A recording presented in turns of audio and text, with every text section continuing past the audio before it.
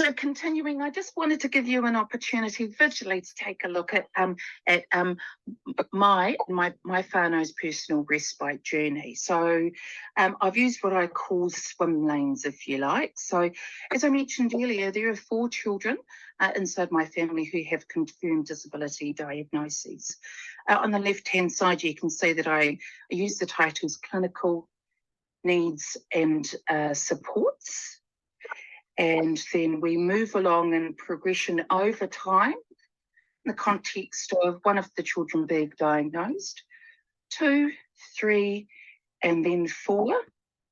From a needs perspective, what I'm attempting to describe there or give you visibility of is the entitlements that we received. So we started off with carer support days, moving into carer support days, facility respite, and then IF respite. I took the opportunity after the 3rd child was diagnosed to transfer carer support days into individualised funding. And then once the 4th child received the diagnosis, I made the decision on behalf of our whānau in conversation with my whānau that we would transfer all of our, if you wouldn't mind going back, Carol, that would be wonderful, all of our entitlements into IF respite. Thank you. Yep, wonderful. That's wonderful. Thank you so much. So I wanted to give you visibility in the context of support. So the line at the bottom with the arrow is an indicator of time. So when my first child was diagnosed, I've got a whole lot of question marks there. I didn't know how to get support, where to start. I didn't even know what the support could look like.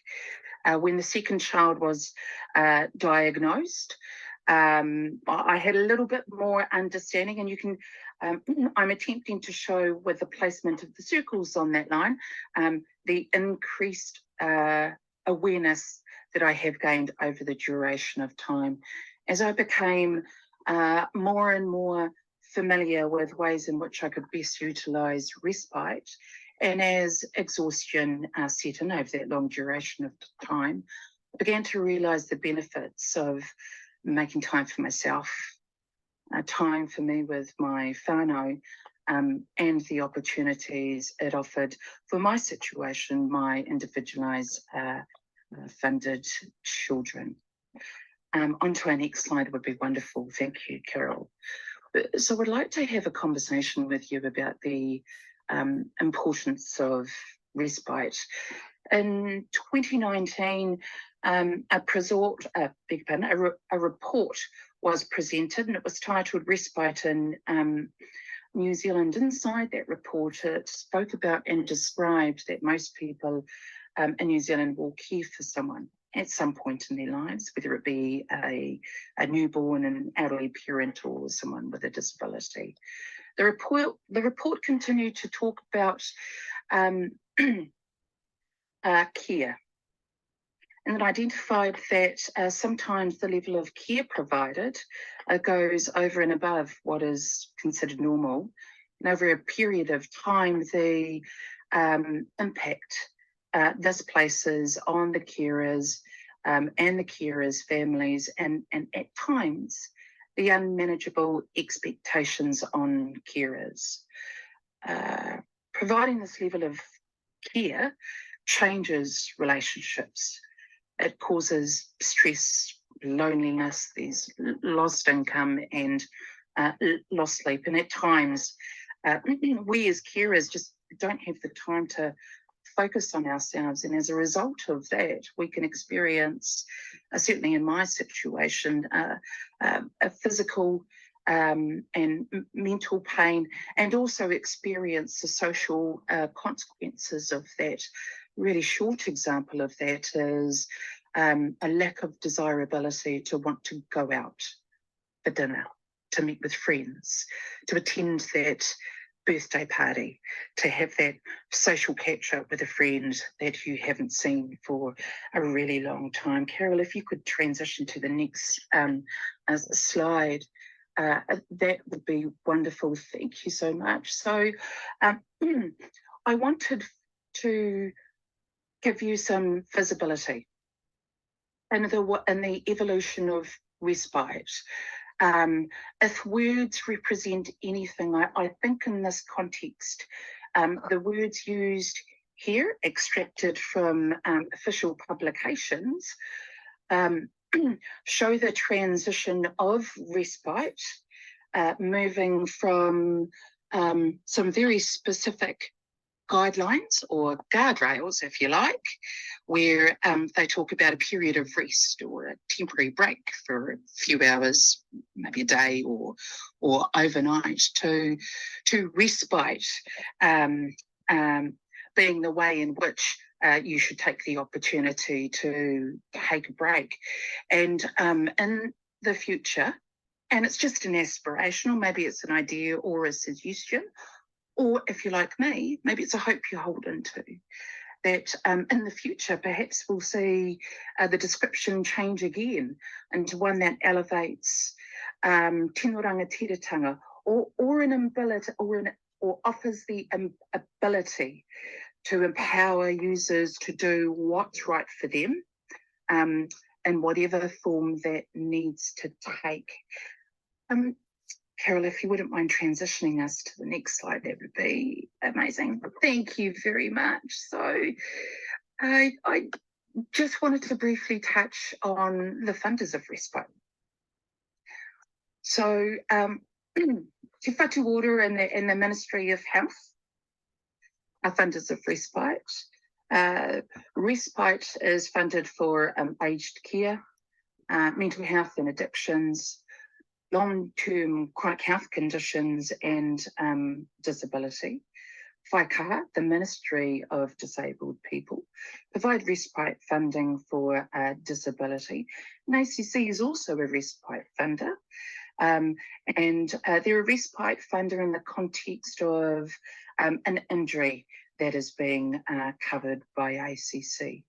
The consistency across these three funders, with Te Whatu Order, Ministry of Health, and Whaikaha, the Ministry of Disabled being the most substantive funders, is that the intention of Respite is to keep families together, to keep people out of hospital, to reduce the use of funded services, and to delay the degradation, if you like, of people's physical and mental well-being.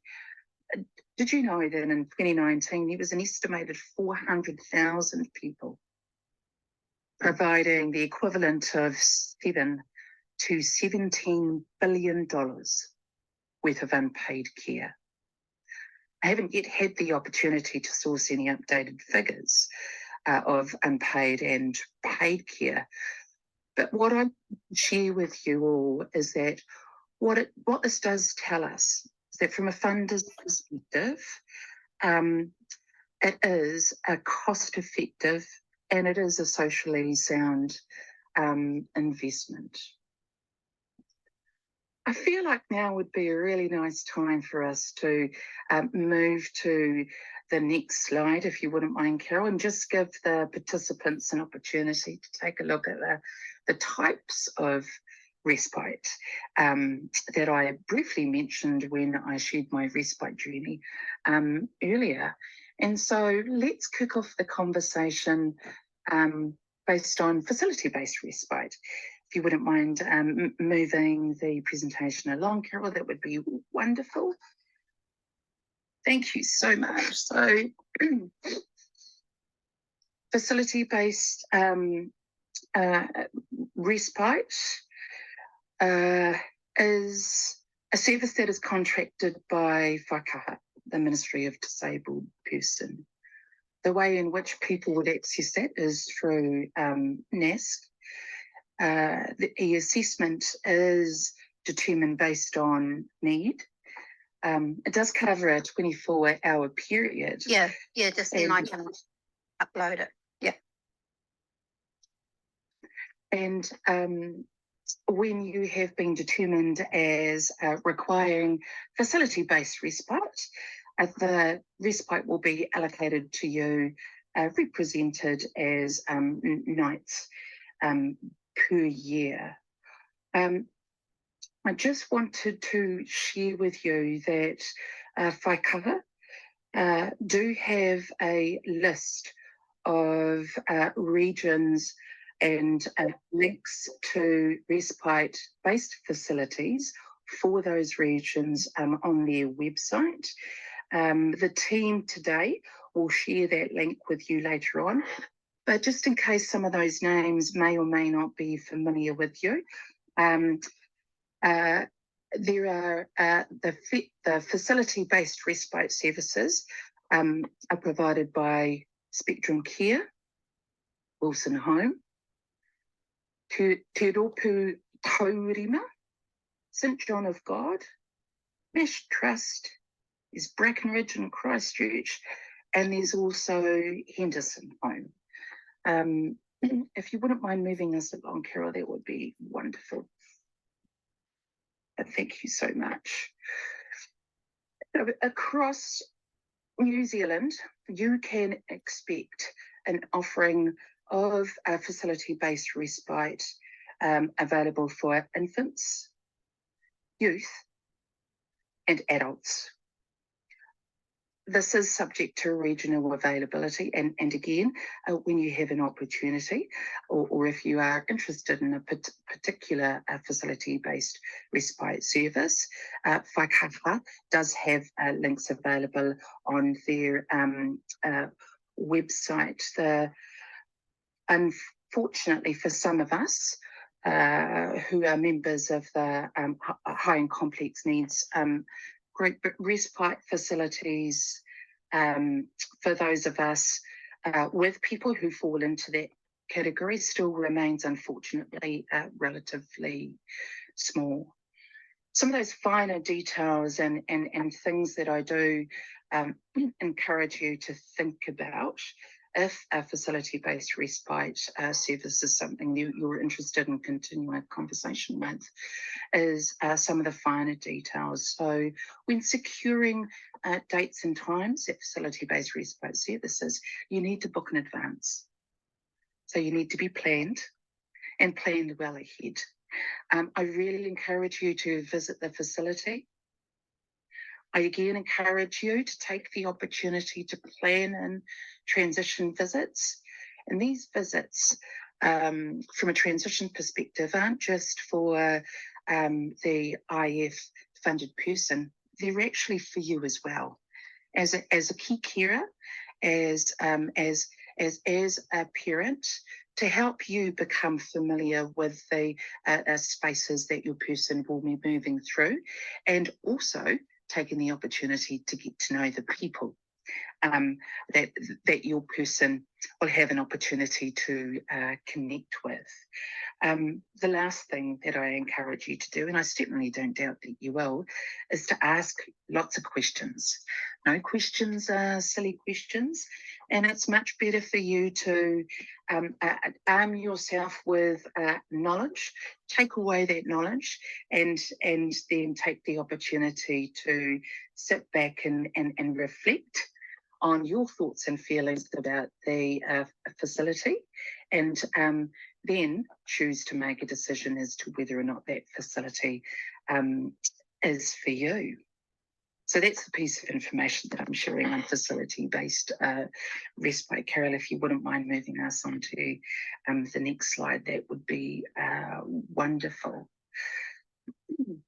So the carer support respite is accessible via Te Whati Ora, formerly the DHBs.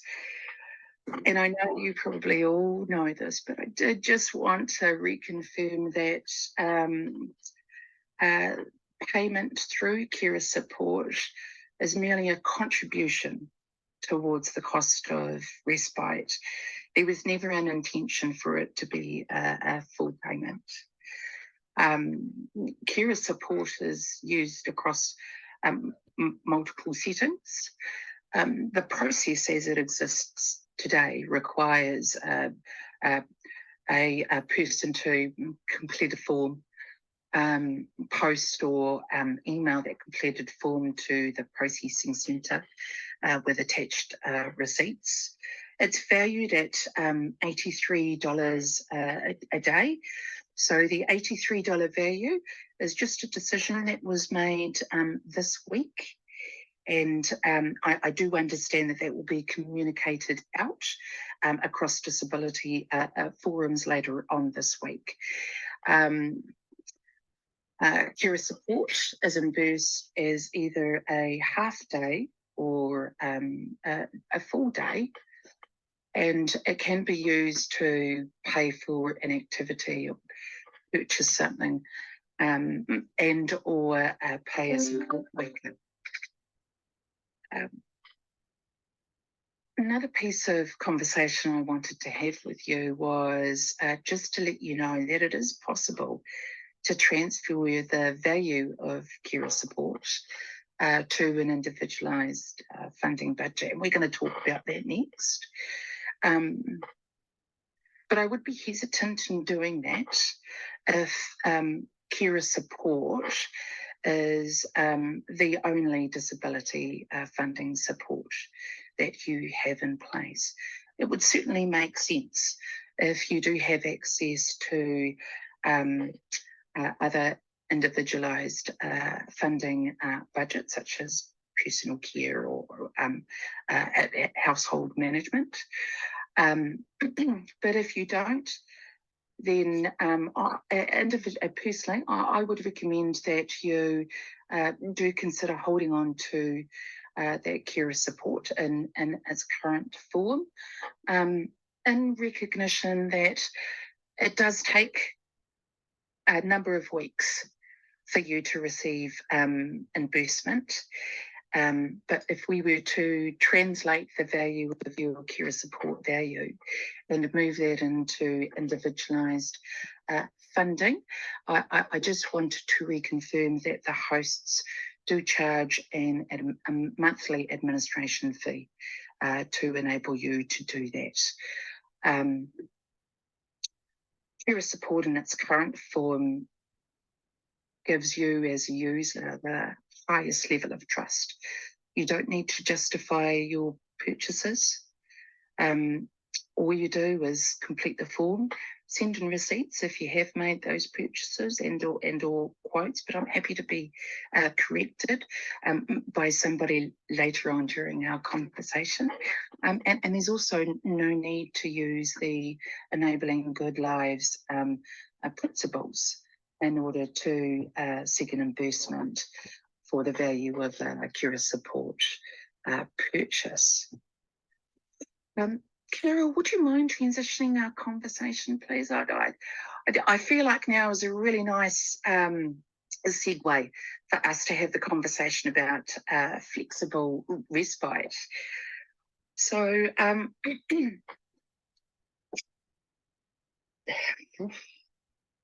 where to start? I think the place that I want to start is the value and importance of carers, families, and whānaus being able to define what a break means for them or for you. When you use a host's role is to provide guidance and direction, and it should never be the intention of the host to make you feel like you are seeking permission in order to utilise your individualised funding respite budget. Whaikaha's website and their community sessions, which are available online, focused on specifically signalling the width and breadth of IS respite flexibility. If I can, just a really quick example of the width and breadth of the flexibility IF Respite offers was confirmation of the ability to purchase my food bag over a weekly basis. So historically, we have always been told no, you can't use any disability support services funding to purchase food because food is an everyday cost.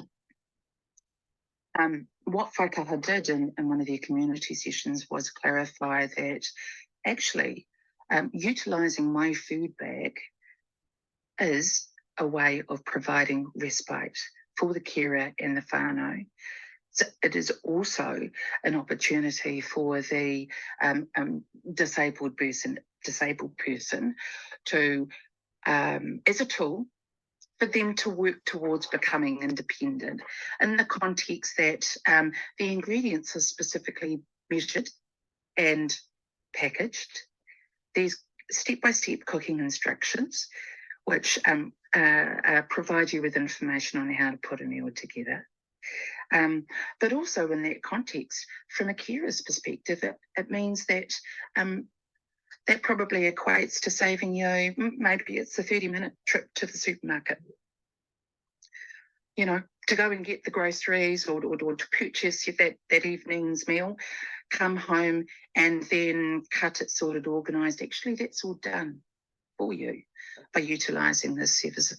So as a response, in response to that conversation, Whaikaha did confirm that individualised funding, and I believe the estimate value is 25% of the cost of my food bag or a service like that can be paid for utilising your individualised funding.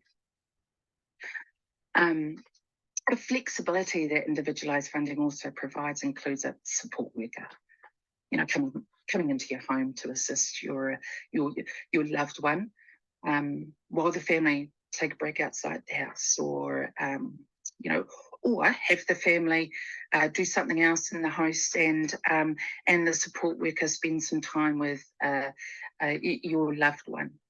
There's the opportunity for financial support for the disabled person to be able to go away on holiday with yourselves as a family, or even with friends. What that looks like is payment for the support worker, a contribution towards the support worker's travel and accommodation, and a contribution towards the support worker's meals. So all possible with the flexibility that individualised funding provides. It also means that from a disabled person's perspective, they have the ability to do, things that sometimes we as family members just can't support them with, such as a day trip or an evening out with their friends, doing the things that they love doing for as long as they, love to do them. Maybe an out-of-school care program or a holiday camp or an overnight stay somewhere with a support worker in a different area so that they can have a new experience. And whilst all of these things sound amazing and wonderful and great, let's take the opportunity to have a discussion about how you can have that conversation with the NASC. Carol, if you wouldn't mind moving us on to the next slide, that would be wonderful. So on here, I've attempted to lay out, the expectations that you have every time you engage with a NASC professional. They are there to support you. They are there to help you. They are there to connect you with services that you may or may not know exist in your local area. They should at all times help you to feel comfortable. As part of your conversation with the NASC, they will take into consideration your needs, as well as the needs of the other children and the other people inside your home. What it does require is for you, and I've described it as being determinedly brave, but it does require for you to have an honest and open conversation, and that by no means is intended to assume that that you would make stuff up. Actually, it's not that at all. What I'm attempting to describe here is that you make the decision to honour yourself, by honestly sharing what your day-to-day life experience is for you in your role as a carer, for you to share with the NASC the things that you have not been able to do, because your focus and attention is on you caring for your loved one. To help you explain that and or share that conversation with your NASC, I've provided some tips. You know, for me, they're tips. For you, you're probably much better organised than I am, but I do like to have things written down. Create a list. You know, I love lists. So create a list of the person's needs. You know, I know that I want to have a conversation about the things that I do that are unpaid, things that my partner does that are unpaid, the things that my father does that are unpaid. Because actually our reality is the things that we do every day in order to keep our family connected and together, and in order to continue to wrap around love, to wrap love around each and every member of our whānau, that I make the choice to make a sacrifice. So please take the opportunity to talk about the impacts on brothers and sisters, your immediate family. Talk about yourself. Talk about the couple time that maybe you no longer have. Talk about the social connections and the networks that you are no longer able to maintain. Please don't feel like any of the information that you will be sharing with your NASC will result in you being judged. You're not being judged. You're being honest, and you're taking the opportunity to honour yourself, your loved one, and your family. And so, Carol, if you wouldn't mind moving us on to the next slide, that is the end of the presentation and that part of and our conversation.